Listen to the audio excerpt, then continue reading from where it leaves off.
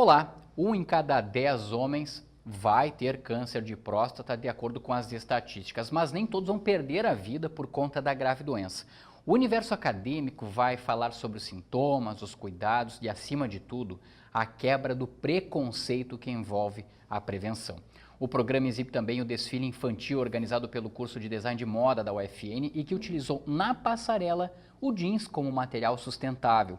O universo acadêmico mostra ainda como foi o Open Day, evento que mostrou as produções e ofertas dos cursos de pós-graduação da Universidade Franciscana.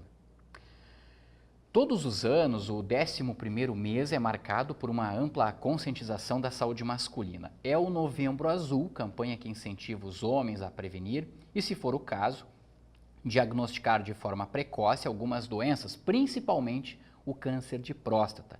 É um movimento que teve origem na Austrália em 2003. No próximo dia 17 de novembro é celebrado o Dia Mundial de Combate ao Câncer de Próstata. O médico urologista Áureo Felipe Duarte, professor do curso de medicina da UFN, é o convidado do universo acadêmico e esclarece algumas informações acerca do câncer de próstata. Doutor, seja muito bem-vindo ao programa Universo Acadêmico. Começo lhe perguntando, até para a gente poder explicar para as pessoas que estão nos acompanhando pelo YouTube ou pelo canal 15 da NET, pela UFN TV, o que de fato caracteriza o câncer de próstata? Bom, o câncer de próstata é uma transformação celular que ocorre nas células da glândula prostática, né? A próstata, só para tentar, antes de entender o que é o câncer, vamos tentar entender o que é a próstata. É um órgão que existe somente nos homens, as mulheres não têm próstata. Ele fica na saída da bexiga, logo que passa da bexiga para o canal da urina, para a uretra, está presente a próstata. Ela tem um formato mais ou menos como se fosse uma pequena perinha, assim, para ter uma ideia mais ampla, tentar entender o que é o órgão. E por dentro da próstata passa o canal da urina, a primeira porção do canal da urina, da uretra masculina, que é a uretra prostática. E a próstata, ela tem uma característica de crescimento com o tempo, que é uma doença benigna. Essa doença, ela causa dificuldades para urinar, faz com que o homem urine mais fraquinho, mais apertado. E tem uma outra doença que não tem nada a ver com isso, que é o desenvolvimento de um tumor lá dentro. Como o câncer de pulmão, como o câncer de tireoide, como o câncer de mama nas mulheres, está presente na glândula prostática o câncer de próstata. E hoje a grande importância que ele tem é a frequência com que ele surge nos homens, né? Que é o tumor hoje, fora os tumores de pele, o câncer mais frequente entre os homens é o câncer de próstata. Era exatamente o que eu ia perguntar para o senhor. A gente tem uma incidência muito alta aqui no Rio Grande do Sul, ou no Brasil, digamos, em parâmetros comparados de acordo com a Organização Mundial da Saúde, ou com aquilo que a Sociedade Brasileira de Urologia daqui a pouco determina como uma quantidade normal de casos, doutor? Sim. O que se tem assim de estatística aqui no Brasil são cerca de 70 mil casos novos a cada ano, né? Então é extremamente frequente. O Rio Grande do Sul, no Brasil, é um dos países em que é mais frequente o câncer de próstata, dentro da estatística que a gente tem. A gente sabe que a estatística médica no Brasil ainda é um pouquinho precária em algumas situações. Sim. Mas no câncer de próstata, como existem campanhas nacionais e o sistema de saúde como um todo está muito envolvido com ele também em termos de prevenção, e se tem dados até bem fidedignos em relação a isso. Os países ocidentais, eles têm uma característica de ter um índice de tumor de próstata, incidência, um pouco maior do que os países orientais. E aqui no Brasil, no sul do Brasil, principalmente no Rio Grande do Sul, o índice no nosso estado é um pouquinho maior do que a média nacional. E por quais caminhos, de que maneira isso foi descoberto e por qual motivo isso ocorre, doutor? Por conta de que muitas vezes, talvez, os homens lá do Oriente, daqui a pouco, cuidam mais da saúde? O que está relacionado a isso? Na realidade, não é bem... Na questão da incidência, não se dá tanto por questões de cuidar ou não da saúde em termos de prevenção, mas sim alguns hábitos populacionais que realmente estão ainda em estudos, mas que mostram que populações, por exemplo, que têm uma incidência, um consumo maior de proteína de origem animal, que consumo de carne vermelha, principalmente, que é uma característica típica do nosso estado, sim, acabam apresentando um índice de câncer de próstata um pouco maior do que as populações que têm hábitos alimentares, por exemplo, como baseada em peixes e carnes brancas, né? Sim. Isso não quer dizer que não comendo carne de gado, não comendo carne vermelha, não vai se ter câncer de próstata. Esse é só um fator populacional que é colocado. Existem fatores hoje com câncer de próstata que são bem claros, dois principalmente, são bem claros como fatores que predispõem à presença da doença. Uma delas é a história familiar. Sim. Quem tem pai, avô, alguém da linha paterna com câncer de próstata, tem que ter uma preocupação redobrada em relação a isso e fazer os seus exames de forma até mais precoce. Em torno de 45 anos já é recomendado pela Sociedade Brasileira de Urologia que já inicie a avaliação prostática. Pacientes pessoas que são da raça negra têm um índice maior do que os da raça branca e os da raça branca têm um índice maior do que os de origem oriental. Então, essas informações quanto à raça e quanto a histórico familiar já são bem presentes hoje e bem recomendadas uma avaliação mais precoce desse tipo de paciente. Sim, bom, então a partir dos 45 anos é um exame que tem que ser de praxe para todo e qualquer homem, é isso, doutor? Hoje o que a Sociedade Brasileira de Urologia recomenda é assim, o exame é feito a partir dos 50 anos, recomendado para todos os homens a partir dos 50 anos de idade. Sim. Até quando tem que se fazer? Hoje se considera que é importante fazer o exame até para todos os homens que têm uma expectativa de vida de mais de 10 anos. Tá? A expectativa de vida hoje é muito variável e cada vez está mais estendida. Então não tem uma idade bem estabelecida de quando se deve parar de fazer o exame. Se colocou durante muito tempo a idade de 75 anos, que até os 75 anos seria importante fazer, só que hoje a gente tem homens com 90 anos correndo maratona na rua. Correto. Então, tem essa expectativa de vida tem que ser considerada e um paciente que está saudável, que está com vida ativa, sem uma doença grave concomitante ou presente no momento do exame, deve manter essa avaliação até o médico achar adequado para aquele paciente. Cada caso tem que ser individualizado. Mas o início é 50 anos de idade. Os 45 anos de idade, ou até mais precoce, em alguns trabalhos que recomendam já os 40 anos de idade, para quem que é recomendado? Para homens que têm histórico familiar e para homens da raça negra. Esses homens são recomendados que se faça a partir dos 40, 45 anos de idade. Sim, a gente está falando justamente então já sobre essa questão de prevenção e tudo mais. A alimentação é algo importante de cuidar. Agora, doutor, os exames, né? Eles são muito importantes também. Há um exame chamado PSA, doutor, né? Que é feito a partir do sangue. Ele ajuda também, mas é fundamental que a gente esclareça aqui no universo acadêmico que ele não substitui o exame tradicional, aquele em que muitas vezes envolve uma questão psicológica, até um certo preconceito masculino, que é o exame de toque retal. Então, eu gostaria que o senhor explicasse o que um exame pode detectar que o outro não detecta e se os dois se complementam, doutor. Claro. Bom, os dois exames hoje que são formalmente indicados na avaliação da próstata é justamente o PSA, que é o exame de sangue, e o toque retal. Vamos conversar individualmente sobre eles assim. O toque retal é um exame que detecta a doença, por quê? Porque a próstata ela fica muito próxima ao reto, ao final do nosso intestino ali. Então o médico com o dedo consegue palpar a maioria dos tumores, porque a maioria dos tumores ficam localizados na região periférica, na região externa da próstata, Sim. próximo à região do reto. Então, a imensa maioria dos tumores conseguem ser detectados através do toque retal. O toque retal pode ser feito como exame único? Não, porque tem tumores que são fora dessa região próxima ao reto e que podem não ser palpados no toque retal. O PSA é um exame de sangue que foi revolucionário na descoberta precoce da doença da próstata. Ele já existe, já está em prática há mais de 30 anos aí, e hoje ele é usado de forma rotineira dentro daquela faixa etária de homens que nós conversamos agora há pouco. Sim. Ele é um exame que é muito bom, detecta precocemente, não só para avaliar o tumor, mas para ver o crescimento, para ver o tamanho do tumor, o grau de agressividade dele. Tudo isso o PSA nos dá da informação. Só que assim, o PSA, o grande erro que pode se cometer é achar que ele pode diagnosticar todos os tumores. Ele até faz um índice de diagnóstico muito alto, mas tem tumores que são justamente os mais agressivos que existem, que são, na fase inicial, eles não alteram o PSA, eles não modificam o PSA. E justamente esses tumores são diagnosticados em várias vezes no momento do toque retal apenas Sim. e não do PSA. Outra coisa que não se deve fazer, que é um erro estratégico do paciente, principalmente dos médicos, é considerar o PSA por aquela tabelinha. De 0 a 4 é normal ou de 0 a 2,5 é normal. Isso já caiu por terra há muito tempo, não se usa isso. O PSA ele é individualizado, cada homem tem a sua normalidade do PSA. Pacientes que têm uma próstata muito grande, benigna, que não tem tumor, mas é que é muito grande a próstata, eles têm uma tendência a ter um PSA um pouco mais alto.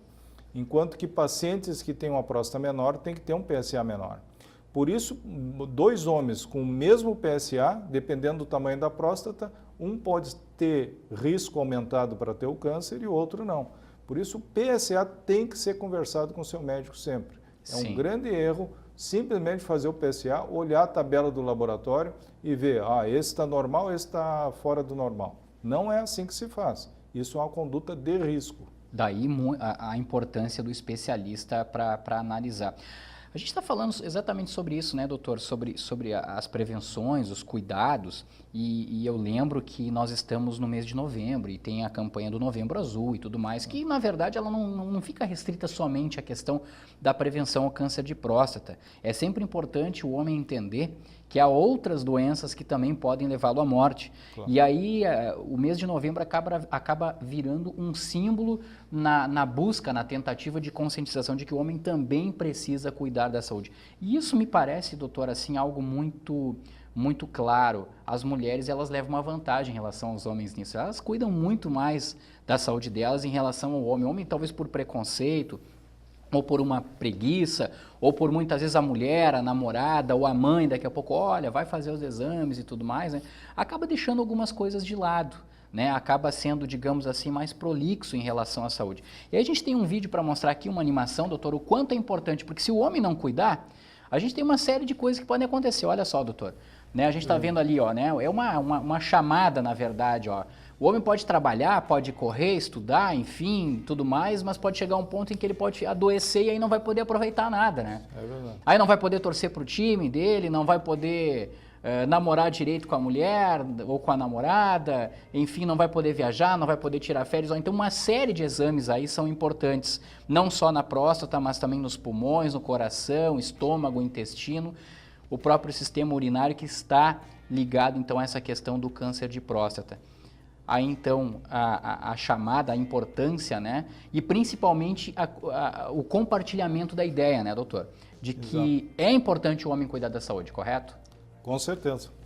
Né? A gente observa aí, ó, é a hora de driblar o preconceito, é hora de marcar um golaço aí e aproveitar o mês mundial de combate ao câncer de próstata, então, se somar a essas campanhas que ocorrem. Doutor, evidentemente que dentro de uma ética, né, da medicina, o senhor não vai revelar para nós, ou até possa daqui a pouco, falar sobre essa questão do preconceito, mas ele ainda é muito presente na hora de, por exemplo, os pacientes que chegam ao seu consultório, né, ou homens com os quais o senhor conversa para trocar ideias e principalmente em congressos, palestras, até mesmo na sala de aula, porque o senhor dá aula no curso de medicina aqui da Universidade Franciscana, sobre essa questão do exame do toque retal, ainda existe um preconceito quanto a isso, doutor? Na realidade, o paciente, quando ele chega no consultório, normalmente ele já passou por cima do preconceito, né? Sim. É muito raro o paciente hoje que vá até o consultório fazer o seu exame rotineiro e que se negue a fazer o toque retal. Geralmente esse tipo de situação ocorre e o paciente acaba nem indo ao médico nessas situações. Isso é uma coisa que hoje praticamente diminuiu muito. É raro a gente ver alguém que diz, eu não vou no médico porque eu não quero fazer o toque retal, porque isso pode afetar a minha sexualidade. Então, a questão do toque retal não tem nada a ver com sexualidade, não tem absolutamente nada uma situação a ver com a outra, né? A questão de opções de hetero ou homossexualidade são questões de opção sexual de cada um tem seus direitos e suas opções e não tem absolutamente nada a ver com o exame médico. Ninguém define sexualidade dentro do consultório médico. O importante, como tu colocaste nesse vídeo anterior aí, O que é o grande problema que eu vejo hoje em dia ainda em relação ao exame da próstata é o cuidado da saúde como um todo, né? Na realidade, as pessoas estão preocupadas às vezes com a carga de trabalho pesada, com a carga de envolvimento com a série de coisas e não cuidam da sua saúde como um todo. E muito homem ainda não vai no médico, não é por preconceito, ele não vai porque ele tem preguiça de ir ou porque não se organiza para ir, que não tem uma agenda de cuidado de saúde prioritária, acaba tendo essa dificuldade, e isso que acaba evitando que o paciente vá ao médico. A gente tem que entender que no momento que a gente tem uma família, no momento que tu tens um trabalho, tu tem um projeto de vida que seja do teu próprio trabalho, que tu é apaixonado pelo teu trabalho, te dedica a ele, tu tem que cuidar da tua saúde, porque senão daqui a pouco a coisa complica e tu não consegue mais tocar essas coisas. Sim. Tu vai ficar doente em cima de uma cama e aqueles projetos todos que tu te dedicou acabam sendo jogados fora porque tu não fez o papel que deveria ser, que é cuidar do teu corpo. Sem o corpo cuidado, a coisa complica depois. Tudo desanda, né, doutor? Bom, a maioria dos homens diagnosticados, agora voltando um pouquinho sobre essa questão do câncer de próstata, doutor Áureo, a maioria dos homens diagnosticados com a doença não significam que eles vão morrer por conta disso, né? Uhum. Aliás, o índice de cura, se detectado bem no início, ele é muito alto, né, doutor? E esta é a grande vantagem que tem de avaliar, de procurar o seu médico quando não tem sintomas, quando não tem absolutamente nada de sinal referente ao câncer de próstata. Porque se tu fizer dentro da faixa etária recomendada o teu exame anual, a chance de tu pegar, com raras exceções, são tumores muito raros, que têm um crescimento muito rápido, mas na imensa maioria das vezes nós vamos pegar lesões iniciais em que o índice de cura é cada vez mais próximo de 100%, muito Sim. alto.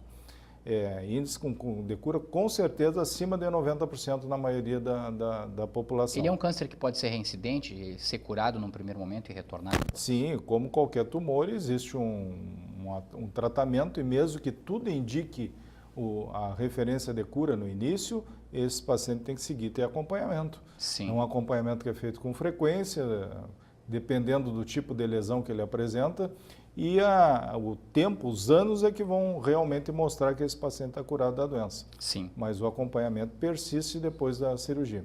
E um dado importante, assim, que eu acho que é a importância também de descobrir essa lesão no início, não é só evitar a morte do paciente, que a gente sempre pensa nisso, que é o evento final que ninguém quer, mas essa doença, se deixar avançar, é uma doença sofrida em algumas situações, uma doença que dá muita dor óssea, uma doença que o tumor se espalha por todos os ossos do corpo e que tem um custo de tratamento também altíssimo em algumas situações. Sim. Então, essa descoberta e a cura precoce que existe, desde que o paciente vá no momento certo no médico, evita esse tipo de situação também, não só a morte do paciente, mas o sofrimento com a presença da doença. Perfeito. Doutor, a produção do nosso programa está mostrando uma tela para nós aqui, bem interessante, que foi algo que percorreu as redes sociais aí, né? Sim.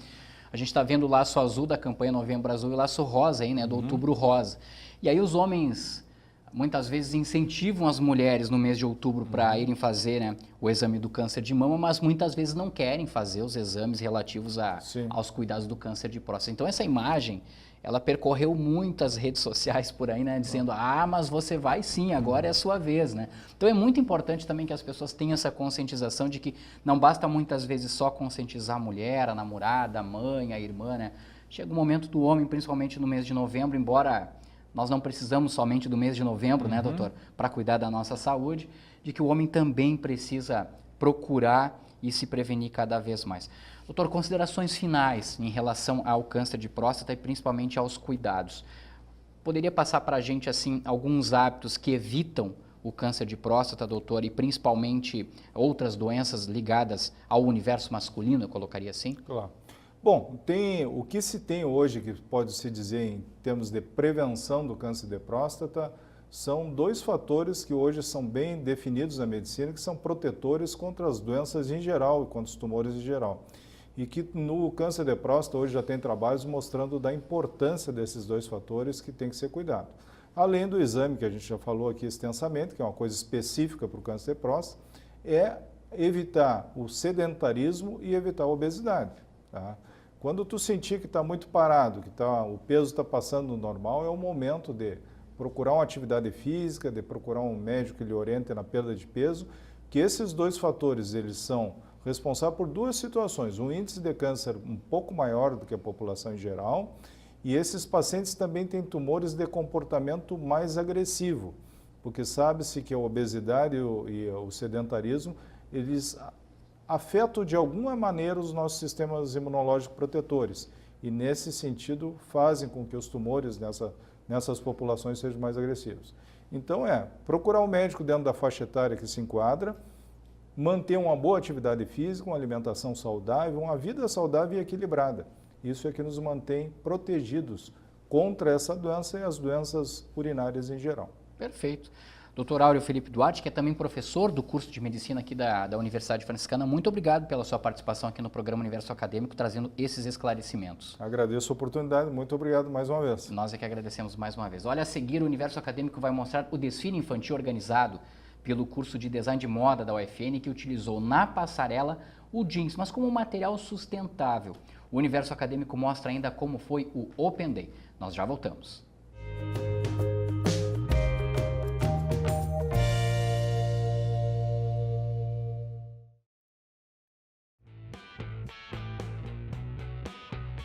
Olá, meu nome é a professora Kátia, do curso de Nutrição. Eu vim falar um pouco para vocês sobre o curso de Nutrição da nossa instituição. O aluno aqui, ele vai ter a oportunidade de estudar várias áreas do curso, entre elas a área da nutrição clínica, tecnologia de alimentos, alimentação esportiva, serviços de alimentação, saúde coletiva. Vai ter a chance de conhecer todas essas áreas em diferentes disciplinas e diferentes formas de aprendizado, onde a gente tem tanto as aulas teóricas como as aulas práticas, que permitem ao aluno ter um conhecimento geral de todo o curso. E o aluno saindo do curso, após a sua formação, ele vai poder trabalhar em diversos setores. Muitas vezes a gente pensa que o nutricionista vai trabalhar apenas na nutrição clínica, mas ele pode trabalhar tanto na clínica, como em indústrias de alimentos, como em unidades de saúde, em prefeituras, em escolas.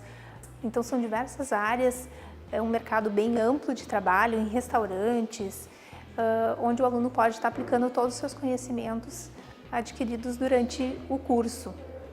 Sou a Daniele, estou no 6º semestre do curso de Nutrição. E estou super empolgada porque cada vez mais eu fico apaixonada pelo curso, né? Porque ele sempre, desde o primeiro semestre, abriu muitas possibilidades para os alunos. Então, para a gente poder ver as várias áreas que estão surgindo no campo da nutrição e acabar decidindo melhor o que se encaixa mais no nosso perfil, né? E mais para o 6º semestre, agora a gente está tendo um estágio onde tu tem a possibilidade de cada dia tu te deparar com situações diferentes, pessoas diferentes, e que tu tem que aprender a lidar com elas. E isso é muito gratificante quando tu recebe o retorno dessas pessoas e o carinho que tu sente por elas. Isso só faz aumentar ainda mais o carinho que eu sinto pelo curso. Eu espero no futuro poder ter sucesso na área que eu pretendo seguir, que no caso eu pretendo fazer concurso para as Forças Armadas. Então ainda estou decidindo, eu pretendo seguir a área da docência e espero me encontrar nisso e cada vez mais que esse amor pela nutrição só cresça.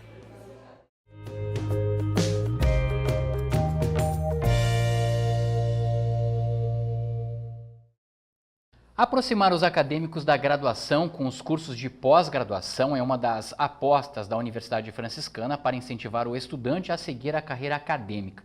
O Open Day, evento que apresenta os cursos de mestrado e de doutorado da UFN, foi realizado pela segunda vez e durante uma tarde as atividades coordenadas pelos programas de pós-graduação mostraram linhas de pesquisa e projetos aos alunos que pretendem ingressar nos cursos da UFN.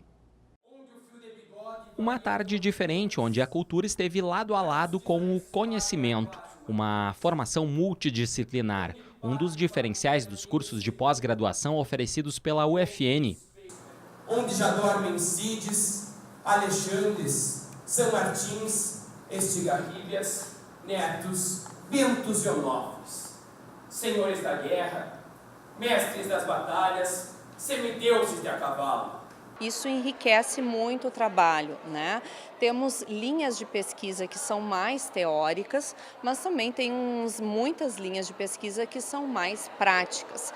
E com isso nós contamos de uma excelente infraestrutura em nossos laboratórios, né, de pesquisa para o desenvolvimento desses trabalhos. São 8 os cursos oferecidos, 6 de mestrado. São eles em Ciências da Saúde e da Vida, Saúde Materno-Infantil, em Ensino de Ciências e Matemática, mestrado profissional e acadêmico, em Nanociências e em Ensino de Humanidades e Linguagens, e outros 2 cursos de doutorado em Ensino de Ciências e Matemática e Nanociências.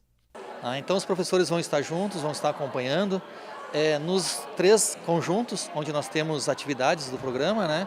Todos os cursos foram apresentados em um vídeo que mostrou também as linhas de pesquisa, os projetos desenvolvidos e as bolsas oferecidas. Uma excelente oportunidade para quem ainda está na graduação, mas já pensando na pós. É o caso da Victoria, acadêmica do 2º semestre de terapia ocupacional da UFN. Ela veio conhecer o mestrado em saúde materno-infantil. A gente tem muito essa convivência com a família, com crianças, então é muito bom também aprender sobre esse cuidado com a mãe, com o bebê. A gente tem profissionais de todas as áreas da saúde. Isso faz com que o aluno em sala de aula viva diferentes contextos, socialize, troque suas experiências com professores, com colegas de outros cursos, de outras profissões. Isso acaba fazendo com que ele saia um profissional bem mais completo, mais seguro. A UFN quer que essa autoconfiança esteja presente desde o momento da escolha da pós-graduação. A Débora é aluna do mestrado em Ensino de Ciências e Matemática. Durante o Open Day, ela esclareceu dúvidas e passou segurança à Ana Paula, que pretende ingressar no mestrado, mas estava com muitas dúvidas. Eu me coloco no lugar dela, né? Todas as dúvidas que ela tem, eu tive.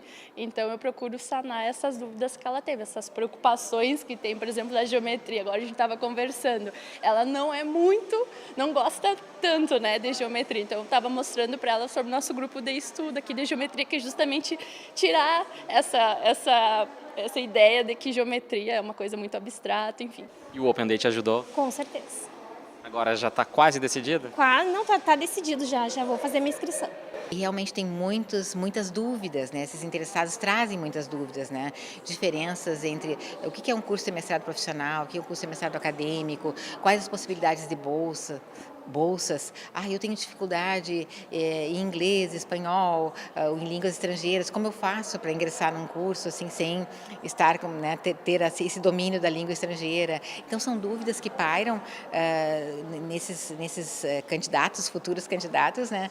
E que é uma oportunidade para resolver. As inscrições para os cursos de pós-graduação da UFN estão abertas no site da Universidade Franciscana até o dia 10 de dezembro.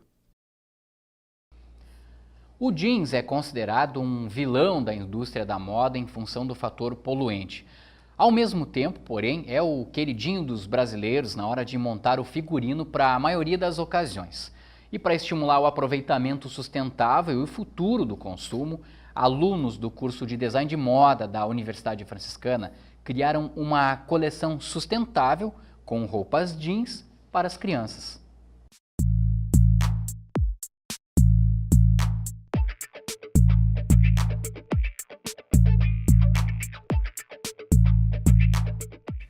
As roupas foram apresentadas com muitos sorrisos e poses. Algumas crianças mais tímidas vieram no colo, outras se irritaram um pouquinho com tanta fama. Teve aquelas que desfilaram mais devagar e as que saíram correndo. Mas todas fizeram da passarela uma grande brincadeira. Afinal, foram as estrelas da noite. As irmãs gêmeas adoraram. Beatriz e Betina, meninas, me contem o que vocês acharam das roupas. Lindas, maravilhosas, um estouro. E vocês gostam de usar roupas jeans? Sim. Por quê? Porque elas me deixam bonita. Porque ele é bonito e ele tem estilo.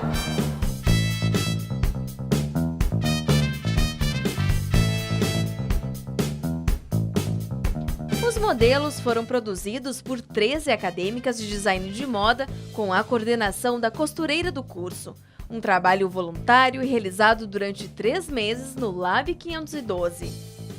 Então os alunos iam lá, desmanchavam os jeans, faziam as criações e eu e uma outra aluna nós elaborava o processo. Para mim foi muito gratificante, foi o primeiro projeto que eu fiz aqui dentro da faculdade, né? Então foi muito bom ver agora esse desfile que vai ser das crianças, né? Eu peguei uma calça jeans, foi reutilizado apenas uma calça jeans, desconstruída, peguei os bolsos da mesma calça e foi aplicado as flores aqui de um outro shorts colorido e ficou um vestidinho. O que eu penso em trabalhar nessa área mesmo, com crianças, eu acho que envolve muito amor e envolveu sustentabilidade, envolve moda e eu amei muito. Nós trocamos muito conhecimento, muito aprendizado, quem sabia costurar, quem não sabia, mas sabia desenhar, então coisas diferentes desse tipo ajudaram a unir todo mundo para fazer o projeto dar certo e ficar tão bonito como ele está. O grupo confeccionou mais de 50 looks com peças doadas por professores, funcionários e acadêmicos da UFN. Roupas que talvez fossem parar no lixo, hoje brilham na passarela.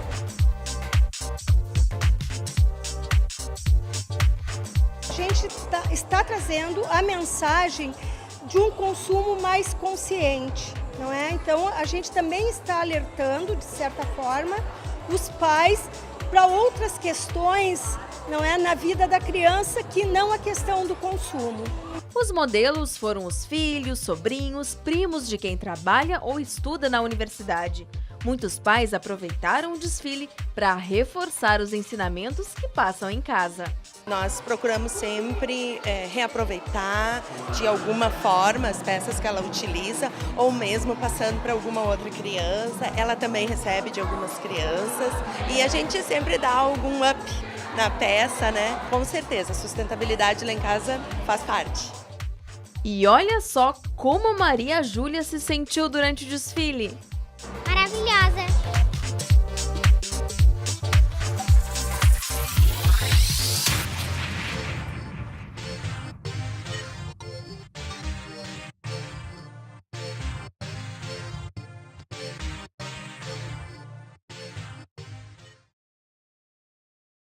As roupas serão vendidas e parte do dinheiro irá para as próximas edições do projeto. Uma quantia também será doada a uma instituição de caridade. Essa edição do Universo Acadêmico fica por aqui. Você também pode conferir a nossa programação, sabe onde? No nosso canal do YouTube. Basta colocar o UFN TV lá no YouTube. Acompanhe também as nossas publicações e as nossas divulgações que estão aparecendo na tela. Um grande abraço a todos e até mais.